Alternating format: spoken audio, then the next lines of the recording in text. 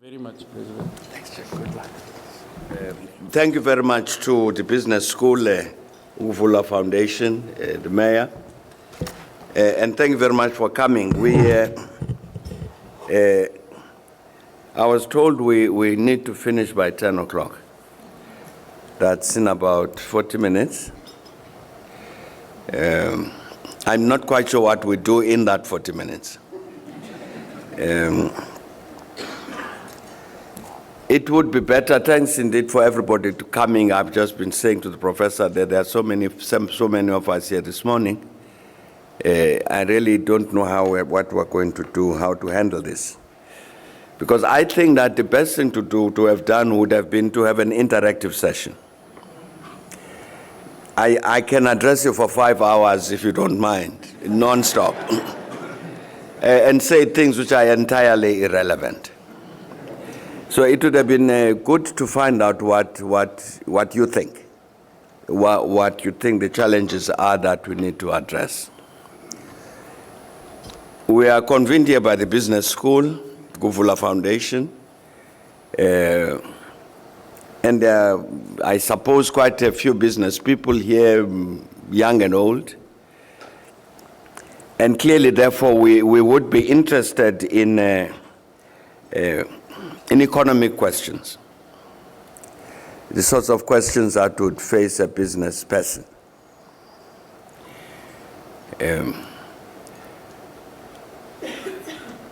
And the point that's been made about this focus on leadership is clearly an important one. And the task that the business school does to develop that kind of leadership is critical to our success.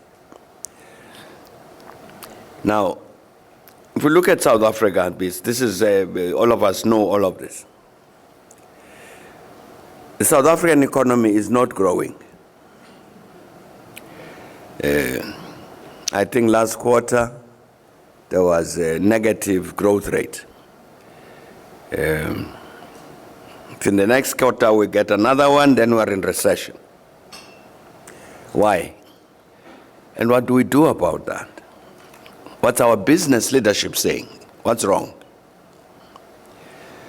It's a perennial problem of lots and lots of people who are unemployable. They are unemployed but unemployable.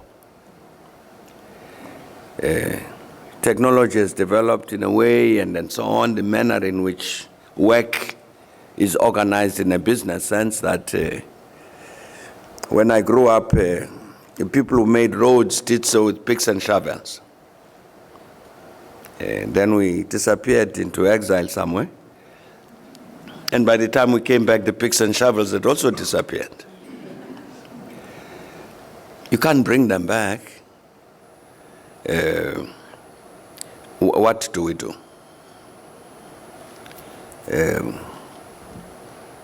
We don't export enough compared to what we import. Trade balance is very bad and has been like this for a number of years. What do we do? I'm saying these are the actual challenges that we face. There's a slowdown clearly in terms of the Chinese economy. It's not worrying the Chinese very much. Max and myself and others were in China not long ago together, and then he went again after that. I think he's fallen in love with the Chinese. And we're talking about this. Sure, they say that the 7%, 6%, 7% growth rate for them will be a new normal. That's a phrase that's used. A new normal. As a result of which they will transform the nature of the economy, more technology-based, more focused on the domestic market rather than exports. It'll change the quality of the Chinese economy, and they say that, and then a lot of their lower grade technology industries will migrate out of China. And said, understanding our challenges, they said, why don't you as South Africans have a look at that? And maybe you can attract those industries to come to South Africa. And indeed, that's a very good idea. I don't know whether that will solve our problems. But obviously, part of the impact of that slowdown in China has been the impact on commodities, where countries on the continent, including ourselves, have depended on the Chinese market and that high demand for commodities. Suddenly, the demand is not as strong as it used to be, and the prices, of course, go down. Demand goes down. What do we do about all of this? There's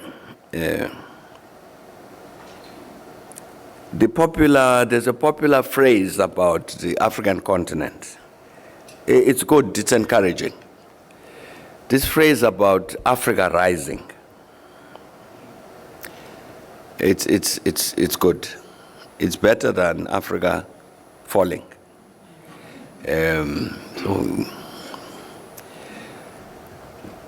It clearly based on some facts. Rates of economic growth over the last few years have gone up compared to what used to happen 10, 15 years ago. Clearly the continent is making progress. Everybody has got a cell phone and all of that. Africa rising. But you look around, you go around the continent and say, what is this rising Africa? What impact has it had on the ordinary people? It's very difficult to see.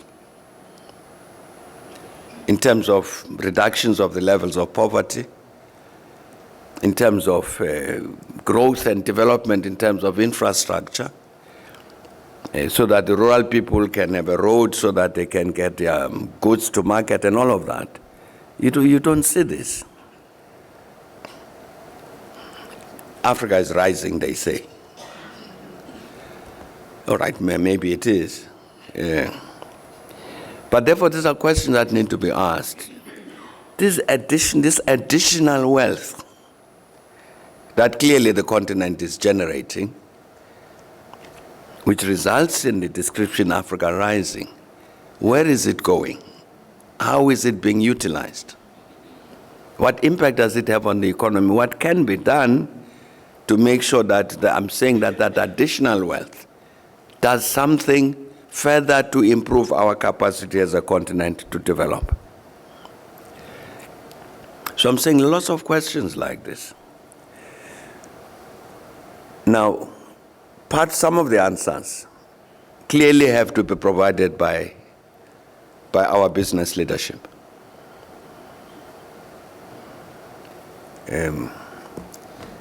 I was reading an article not too long ago, it must be maybe a month ago, which said it was as a result of some conference held at Stellenbosch. And they were saying the South African corporations are not investing in the South African economy. Why? I don't know the answer, but what I know is that if the South African corporations don't invest in the South African economy, then I'm going to come back here 6 months' time and say the South African economy is not growing. Levels of unemployment are not falling. Balance of payments hasn't improved. But who's going to answer this question? Why is the corporate sector not investing? And indeed, we used to have an international advisory business council. And all of these big business people from around the world, from the US, from Europe, from Japan, from China, from India, and all that, Brazil. And there was a constant question they kept asking, which we found difficult to answer. which was, I'm talking about major corporate leaders from around the continent who were part of the advisory council. And they would say, a lot of the South African corporations are holding a lot of their resources in cash, much higher than is normal for business globally. Why are the South African companies so interested in maintaining these high levels of liquidity? Well, we knew the answer to that question, but we were embarrassed to tell. These are foreigners after all. You know, of course, the problem was, and I'm not quite sure that the problem has been solved, and the problem was that people were not quite sure about the future of the country. The transition, 94, was for some people too good to be true. There's something will go wrong. It's bound to go wrong. Now, if you've got a factory and something goes wrong, you can't take it with you and run. But cash you can. So you maintain those levels of liquidity because you know something is going to go wrong. I'm saying the confidence in the future of the country was at a level which resulted in this question being asked by these foreign business people. Why are the South African corporations doing something which is completely abnormal in terms of our international business experience, so they say? Now, I'm raising all of these questions to say that it would be good if we could have some dialogue about this. And the leadership that is in this room to provide some of the answers to these questions. If we were to say, all right, there's a challenge about the levels of investment in the South African economy. And people who have the capacity to invest are not investing.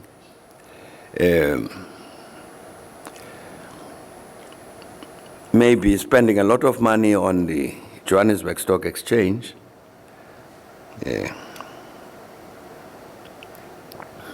It's one of the things I worry about. Whether, in fact, what we are seeing happening, they've been seeing for a number of years, is in fact not a bubble. That instead of putting money in actually putting up a factory, we go and buy shares, stocks and shares on the Johannesburg Stock Exchange. And you see this thing going up like 40,000, 50,000, 80,000. One day, it's going to go boom.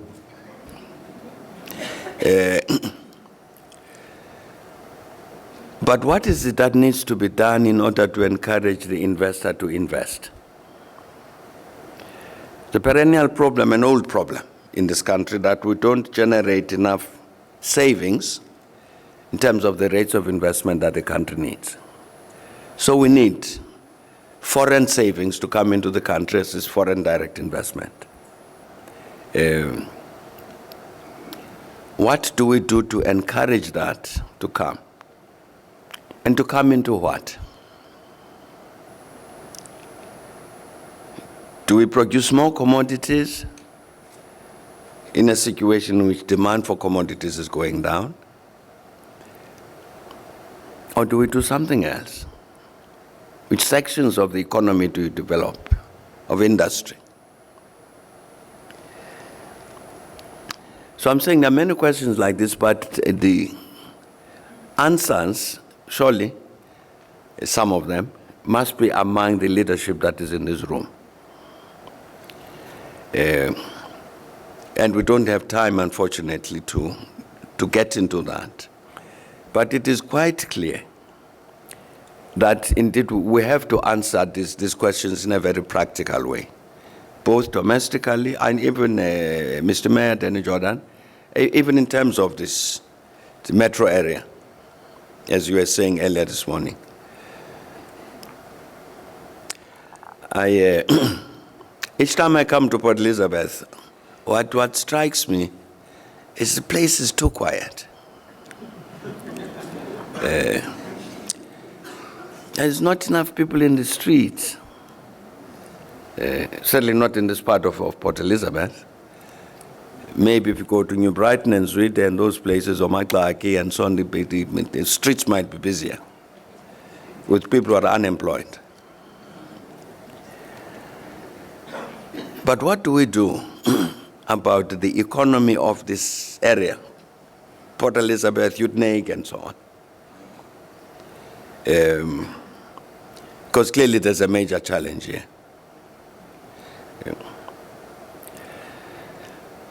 And it's not a philosophical question. It's a practical question. I'm saying you can extend that to the rest of the country and the rest of the continent who are faced with these really practical questions, which need answers. Now when we're in Beijing, talking to some of the Chinese, we're saying to them that the things that they are doing on the continent, some of them are very good. Commitment, for instance, to help to develop African infrastructure, that's very good. But we're saying to them, but look what also you are the manufacturing capital of the world as China. And a lot of those manufacturers are on sale on the African continent. You know, the traffic on the airlines between the continent and China is very big. To get seats on planes is difficult. And you say, where are these Africans going? Migrating to China? No, they are by no means migrating to China. They are shopping. They are shopping in China, the wholesale, bring back those things to the continent to sell on the continent.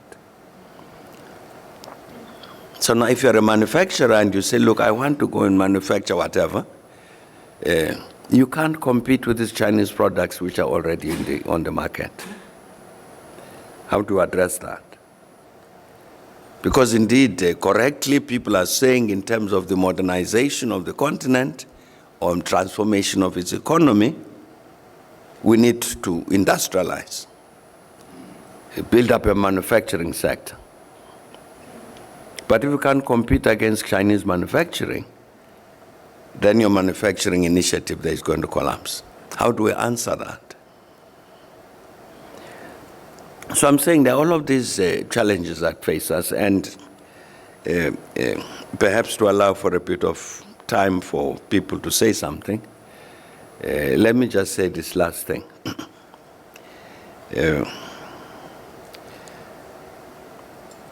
You know, our mayor, Danny Jordan, yesterday when we were at the university in Nelson Mandela Metropolitan, he made a very important point. It concerns this issue of leadership. And he said, please be careful not to be deceived. I was about to speak. So he says to,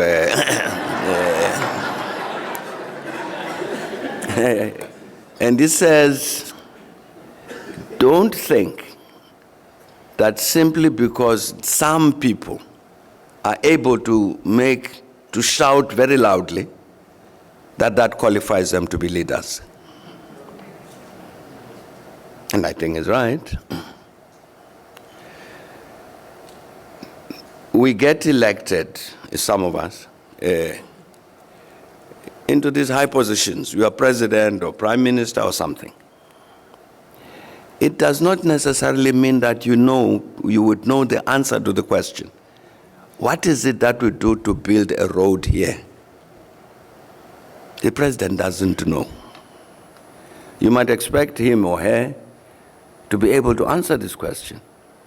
To say, look, the economy is in crisis. Mr. President, what do we do? The president hasn't the slightest idea. It's a big challenge, it's real. That it's not necessarily so that because you've had this democratically elected leadership, that it necessarily knows how to solve these economic challenges that we face. And this is practical, it's real. So we have to answer another question, therefore. What is it that needs to be done to build a proper relationship between business and politics and the business schools, so that we can all of us come and sit down and think together to say, here are real challenges. You can't have a situation where for so many millions of people are unemployed, unemployable, and hopelessly so for the next 20 years. It's unsustainable. So all of us got to sit together and not expecting that there's going to be some bright answer coming from the president, but it has got to come from all of us together to say, what is it that we do to solve this problem in a practical way? I think that's a challenge of leadership. Now, we've got the leadership here of the Nelson Mandela Metropolitan University Business School. I do hope that the business school is producing this kind of business leader who's able to engage in a manner that helps us to produce his answers. If not, then there's something that's going to be missing. But we need this business leader who's going to be able to say, even to learn protocol. Now, when you meet an elected head of state, you can't say, hi, how are you? No. You know, what's the protocol, Danny? I mean, for instance, when I see the mayor, I can't say Danny. I say, Your Worship. And he smiles. If he likes it, you know, it's nice.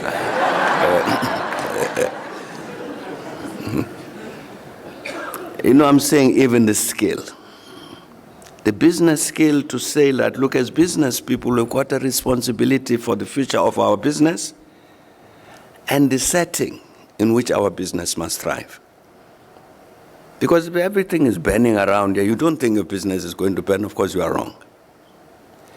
So what is it that we all of us do? How do you produce this kind of leadership that is able to help, I'm saying, to answer these questions? I think it's a challenge for the business schools, but I think it's a challenge for all of us to assist in that process, because if we don't, in the end, we're going to be remaining with all of these major challenges. Peter Swart doesn't have to come. Here, where is he? Oh, there he is. You don't have to. Let me. Shall I manage the question and answer thing? Okay, thanks. All right. It might save a bit of time. I don't know if anybody has got anything to say. I'm looking for it. There's a hand down there. Yeah, please go ahead. Good morning, Mr. President. Morning. Thank you very much for a very enlightening talk. I'd like to just add to what you've just said, that the leaders of today need to engage with communities. But in addition to that, leaders of today need to also understand how to implement what business and community are actually telling them. That seems to be, in my opinion, a huge problem, where ideas are forthcoming from businesses, from people, but it fails to be implemented. You are very right as well in commenting about the lack of feet on the beachfront and other suburbs. And perhaps, and I open this up to the business community, perhaps one of the gaps in business is tourism. And how can we attract more tourists to the city and in that way open up business, open up opportunities to the man on the street. But I think that primarily with leadership, it's implementation of ideas. Thank you very much. Thanks. Correct, I'm sure we'd all agree with that. I wish I knew what the ideas were. Please, there's a hand there. Okay. Not that one. And that's right. And then after that, the lady. Thank you. Good morning. I just want to make one correction, Mr. Ex-President. I don't think that the people are unemployable. That is the first correction. Maybe it's the black people that are unemployable, but we study from the same institutions. But for some reason, we graduate in numbers, especially from the black institutions. But yet, when we go to industry, we are told that we don't have the qualifications or the experience to do the work. Now, to draw the parallel between the unemployable and the article that you said you read, excuse me, that says that corporate sectors, they are not investing in South African economy. It actually agrees with what I just said now. Because the reason they are keeping their money in their pockets is the risk that they have into the country, because they are not certain in terms of where the direction is. But at the end of the day, that is costing the whole country. Thank you. Thanks. There's a lady there, that's right. Morning, Mr. President. Mr. President, I hear what you are saying, but I just want to focus on corporate sectors. And regarding the corporate sectors, the problem is that why they take their monies away to the country, it is because of the government policies. Like if you now, right now, in regarding tourism, and then there's a thing that's stopping the tourists to come, the visas thing. And then if you look at a housing policy, there's a thing that called the Municipal Financial Management Act. That is, there was a legislation that was taken in 2004. And that legislation is saying that the land must be auctioned to people. And then you look at the disadvantaged people. Will they benefit out of that? They won't. And right now in this in Nelson Mandela Bay, it is difficult for the officials to sell land because there's no policy because of that legislation that was taken in 2004. There are companies from abroad who wants to come and invest in this country because of those legislation. They are unable. Therefore, the government and also the stakeholders, they need to move as fast as possible. Okay. And do something to make change so that we can benefit. Because if you look at our country's economy, it's going down. And some of the people, they say they are going to leave this country because there are lots of things, challenges that are happening. We are not growing and people are tired. So we need to move. Thank you. Thanks. Yes, please move with the mic. Yeah, that's right. The lady here. Good morning, Mr. President. I am Khama Myoli, and I am one of the students at the Nelson Mandela Bay Business School. I think there's quite a number of my fellow students here today. Hashtag. Mr. President, I think one of our concerns is we are involved in vigorous assignments and studies in the area of innovation and sustainability as a solution to job creation at the university. And I think as students and as youth and future leaders of the country, we would like a platform in order to be able to involve and have a seat in the round table with the decision makers, such as our political leadership in Nelson Mandela Bay and also the captains of industry. I think my question is, what opportunities can be given and afforded to us as students to be able to voice our opinions and in order to be able to come up with innovative solutions to the area of unemployment for youth? Thank you. Thanks. Yeah, please. This gentleman right there.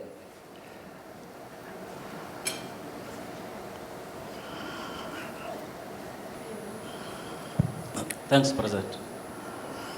My name is Tolika, Mr. President. I've got a comment and a question. The comment, I want to align myself with the gentleman there around the skills discourse. Mr. President, in as much as there is high level of unemployment, especially amongst the youth, but I don't think the response that they are unemployed is because of lack of skills. I don't agree with that notion. I don't agree because we have 600,000 unemployed graduates. And for me, I think institutes of higher learning have provided enough support to equip these graduates for labor market. So I'm saying the notion that they are unemployed because they don't have skills is a misleading notion. So I don't agree with it. That's one comment. The question, President, you spoke about the leadership deficit yesterday. And at the same time, the society in general is speaking about the readiness of women to take over. Do you think that time has arrived for South Africa to have a women leader? Thank you very much.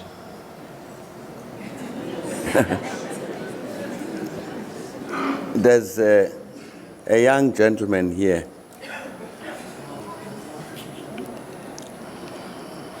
Hello, my name is Ranjan Kamfer, and I would like to ask you, how does it feel being a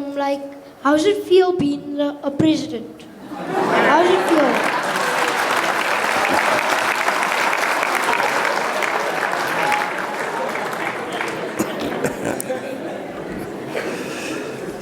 Okay, all right, right down there. Good morning, Mr. President. My question really is around the issue of the fact that we have an issue around skills and the balancing of when we gained independence in 1994. Did we maybe not have a formula that maybe is not working, where we opened up, but we still needed to develop internally? So hence, we haven't caught up because we came with a force that was maybe not skilled sufficiently, and we needed to also get investment coming into the country, and that has competed with developing local skills. Thanks. Let me deal with these questions well. Okay, maybe the last one is because we've got 5 minutes to answer all of them. Morning, Mr. President. My question is that there's a massive trust deficit between business, labor, and government. And I'm wondering whether we should have had or should have an economic CODESA. Thank you. Thanks.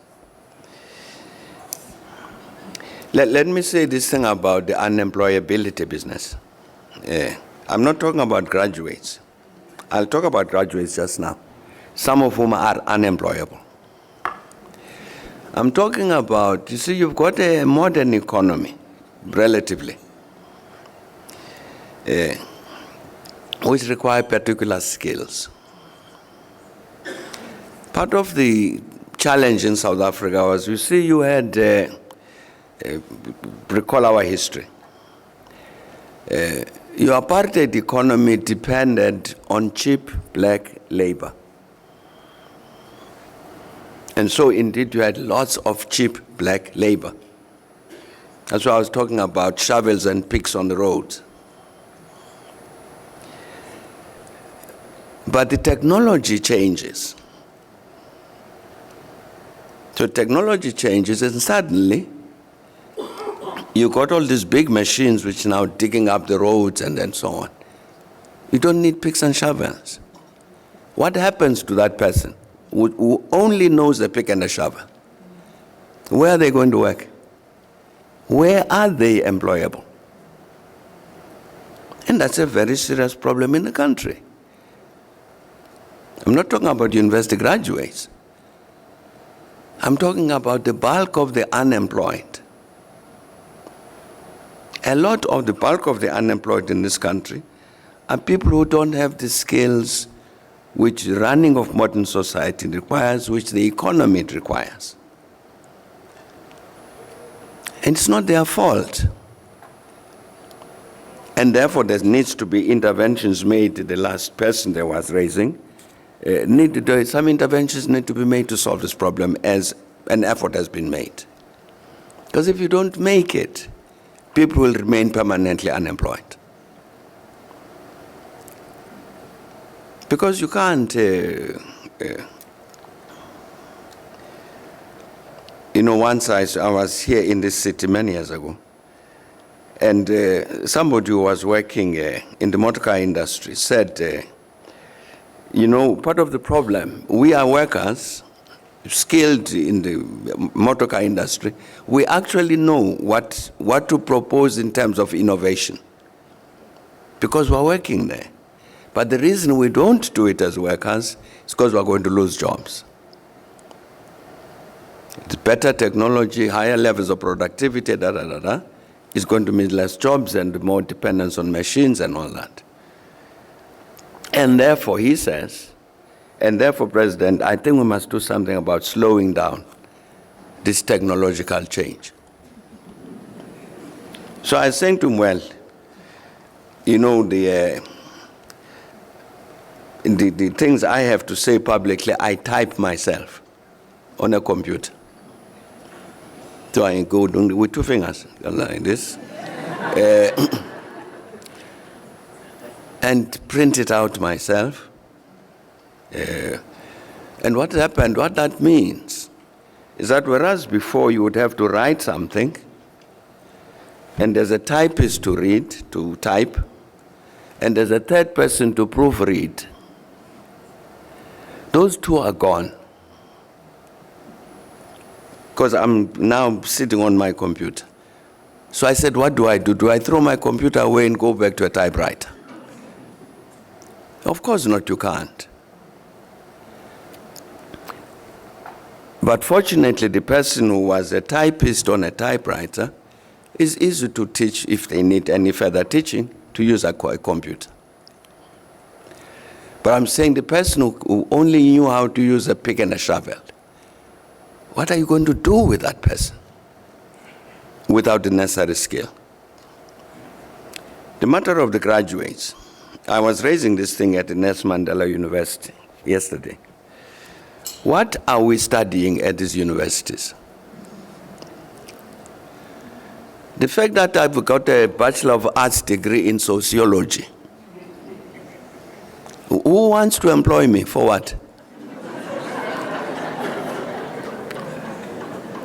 You've got a lovely certificate, it's correct, you got a BA in sociology. But what does it do? I was saying, if you take that BA sociology certificate and a diploma from a further education and training institute college on mechanical engineering, which of these two certificates is better? I would prefer the FET one. And that's reality. We need to look at what is its output at our universities. Long time ago, I was a chancellor of a teacher training college in Mpumalanga. And the first year I went there to hand out certificates and say, congratulations, congratulations, well done, well done. 99 out of 100 students got distinctions in biblical studies. So at the end of it, and then 1 out of 100 would have a distinction in accountancy, 2 out of 100 get a distinction in physical science or something. Huge, huge numbers. Brilliant students of biblical studies. So I said to the principal afterwards, I say, Principal, this is not right. And he says, look, you are perfectly correct. But the problem is what at some point, this subject, biblical studies, was introduced as a matric subject, and if it counts as your qualification subjects. And of course, young people, they take this thing because it's easy to do. And they pass matric.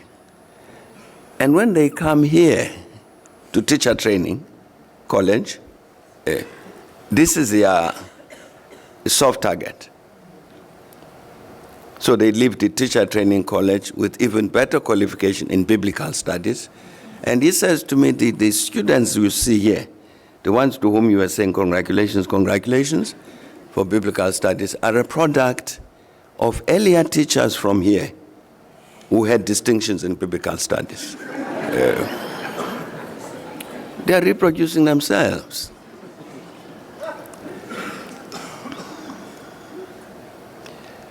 Serious problem in terms of higher education, schools and higher education, mathematics, physical sciences.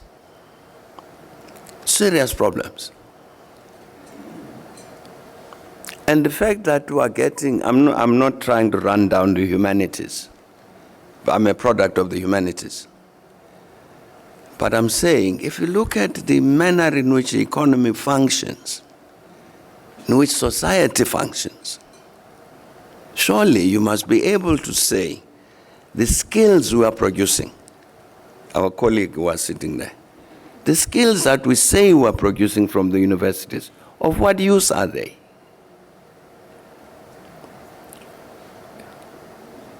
I'm saying that the certificate is there, Master of Arts in something or the other, biblical studies. But in the end, the only place you can be employed is in a church.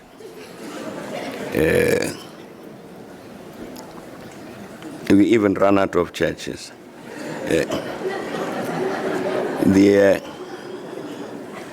So the skills thing is important. And the matter, I really do hope now that there's been this discussion that is opened up about higher education, with this thing about fees. Let's discuss whatever else needs to be discussed about higher education. And it's going to include this thing. What are we teaching and what are we studying at the universities? Even an obvious question.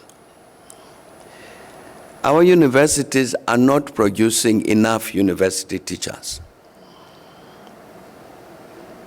to prepare these people who are going to come back, start with a junior degree, get a master's, get a PhD, and come back to the university to teach. Not enough of this is being done, particularly with regard to the natural sciences. And it's going to impact negatively on the quality of our teaching at universities. So we need to discuss all of these questions to see what it is that needs to be done. I agree. If there's need to, if we say we've got a major challenge of poverty, we have to eradicate poverty. And in order to eradicate poverty, unemployment, and all of those things, and in order to do that, we need to grow the economy. To grow the economy needs to invest. New factories, new roads. Hopefully ESCOM is going to solve this problem so that we have the necessary energy, all of that. If it is government policy that is blocking all of that, and therefore making it impossible for us to achieve this objective of the eradication of poverty, then let's change government policy. And let's point to it. I don't know, you are referring to the municipal public Finance Management Act, the municipal one. I'm not quite sure what it has to do with land. When the legislation was passed to copy the Public Finance Management Act at the national level, it was to address the matter of the management of public finances. But I'm not saying that what you're saying is wrong. But I'm saying if there is government policy which is blocking the achievement of the objective of the eradication of poverty, inequality, and so on in our society, then change the government policy. That's what I think would be logical. And I can't imagine that there'd be any political party or government and so on which would say, shall maintain on our books policies which have got a negative impact like that. So you saw the recent decisions of the government, which I think were correct, when they decided to do a review of our visa policies. Because you can't say, we want to attract people to come to South Africa as tourists and this, not and the other. It's a very important part of our economy and it employs lots of people. In the meantime, I'm going to block people coming by making it difficult to issue visas. Can't say that. One of those two things is wrong. So fortunately, it's a decision taken to review the visa policy, which is very correct. So I'm saying that government policy needs to be changed if it has to be changed. Women leadership, entirely agree. There's no reason why women can't be leaders in any respect, in any aspect of South African national life. There isn't any. Presidents, corporate executives, vice chancellors of universities, presidents of republic, and so on. No, there's nothing that really ought to stop that. And I think that even if we just recall what our Constitution says in terms of creating a non-sexist society, surely a non-sexist society means exactly this, that there can't be any discrimination in terms of access to whatever on the basis of gender. So indeed, sure, I'm sure we should have attended to all of this if we didn't a long time ago. The issue that's raised about a trust deficit, and I agree. I think it is obvious that as South Africans, we really need to be able to sit down to say, what are the common challenges we face? Now forget about the label I carry, that I'm a business person, and another one carries another label, they are a diplomat or whatever. I think we're born South African first before we became business people, or whatever. And to say as a country we are facing a serious problem of poverty, of unemployment, of inequality. Let's take these three and say these are national challenges. What do we do together to address these national challenges?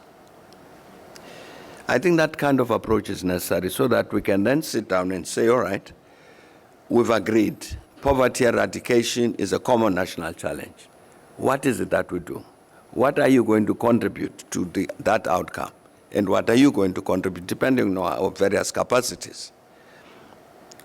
And maybe in that context, we will then develop this necessary mutual trust among ourselves. And the point that was made about a trust deficit is correct. Because in the end, I think if we don't do that, then I've got my own unique interests. Last night again at the university, we were saying that, of course, the government was quite correct to say that, look, let's not have any increase in tuition fees next year. And so let us discuss everything else. Quite correct. And indeed, the vision of free education from primary to high to university, I don't think anybody can contest that, because we need an educated population. But we then got to answer the question, even if I am not paying any fees, the university still needs resources to be able to run. So the money must come from somewhere.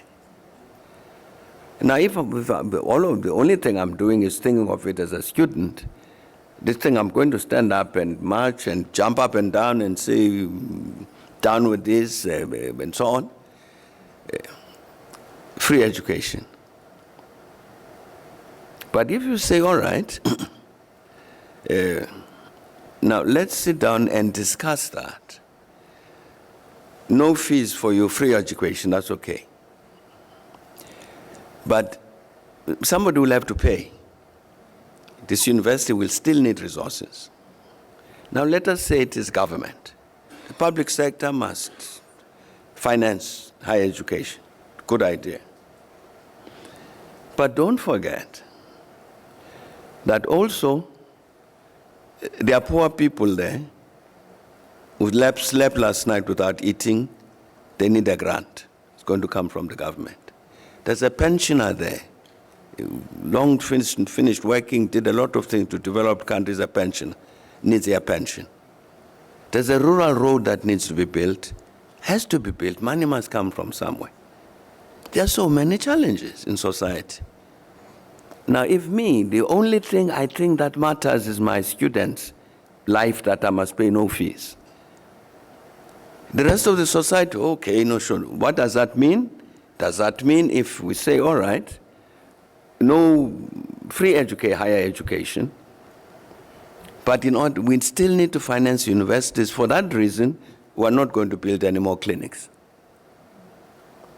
Because you have to make decisions of that kind. So I'm saying you can't, as a society, we can't survive if all we look at is our own small parochial partisan interest. What is in the interest of the transformation of South Africa is many interventions. And therefore, we do need to work together so that we deal with this trust deficit matter. Now, the last issue, you just asked by a big gentleman there.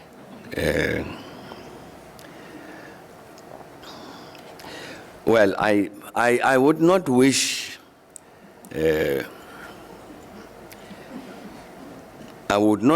this on anybody, that they should become presidents, not of South Africa, maybe another country.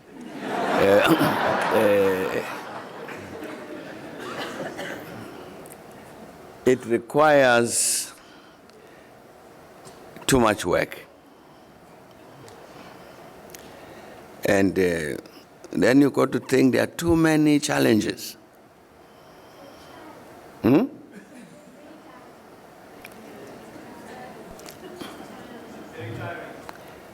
Pardon? Oh, very, yeah. No, you see, for instance, just as the last example, you know, when the cabinet meets, the agenda is essentially decided by the ministers. Because the Minister of Health has a cabinet memorandum on whatever aspect of health, Minister of Finance has got a cabinet memorandum, Minister of Transport has got a cabinet memorandum, and so on. So now this is 10 points on the agenda for this meeting today. On this memorandum, you've got to take decisions on of these 10 memoranda. And indeed you do. You go through all of them. All right, agreed, fine. This is a collective cabinet decisions on roads, on health, at the same session. Now, the responsibility of the Minister of Health is to produce a proper, reasonable, rational, whatever, memorandum on health. And that's all. Make proposals, indicate what the financial implications are, and all of that. Minister of Transport must do the same thing about roads. Now, the president who is chairing has got to understand all 10 memoranda. You've got to understand all 10 memoranda in order to be able to say what the Minister of Health is proposing, which he or thinks is quite correct, is actually in contradiction to policy we decided 6 months ago when we were discussing roads. It's inconsistent. And therefore, Minister of Health, please go and redraft your memorandum. The president who is chairing has got to be familiar with the entirety of this. The ministers know. Ministers have particular responsibilities in their portfolios. Now, this is a problem of being a president. That's why I wouldn't wish it on anybody. Because you can't sleep, you've got to be studying all these things, you've got to try and know, and then you've got to be nice. You've got to be nice to all the ministers. No, thanks a lot.